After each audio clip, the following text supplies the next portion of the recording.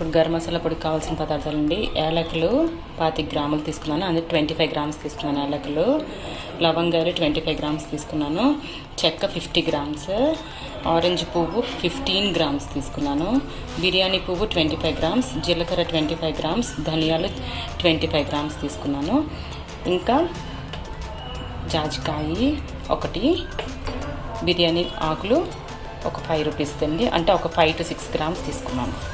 ఇవన్నీ బాగా ఫ్రై చేసుకొని, డ్రై ఫ్రై చేసుకొని మనము పొడి చేసుకుందాం. ఇప్పుడు మనం జీలకర్ర ఫస్ట్ ఫ్రై చేసుకుందామండి. డ్రై రోస్ట్ అని అన్నీ డ్రై రోస్ట్ లో ఫ్లేమ్లో పెట్టుకొని రోస్ట్ చేసుకుందాం. చూడండి, జాజికాయని ఇలా కొడితే ముక్కలు అవుతుంది. లోపల ఉన్నది మాత్రమే మనం వేసుకుంటాం, ఇది మాత్రమే వేసుకుంటాం మనం. ఇది కొంచెం కొట్టాలండి, ముక్కలు అయిన తర్వాత అప్పుడు మనం ఫ్రై చేసుకోవచ్చు. కొట్టుకుంటే ఇలా వస్తుంది, ఇది మనం ఫ్రై చేసుకుందాం.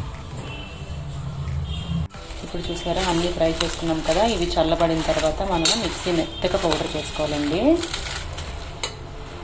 మనము పౌడర్ చేసుకున్నాం కదండి. ఇప్పుడు మొత్తం కింద నుంచి పైకి మొత్తం కలుపుకుందాము, ఎందుకంటే అన్ని మసాలా బాగా కలుపుకోవాలి కదా. దీన్ని 8 డబ్బాలోనే స్టోర్ చేసుకుంటే మనకి స్మెల్ అన్నీ బాగా ఉంటుందండి. మీ గరం మసాలా పౌడర్ రెడీ. బిర్యానీకి ట్రై చేయండి, లైక్ చేయండి, సబ్స్క్రైబ్ చేయండి. బాయ్.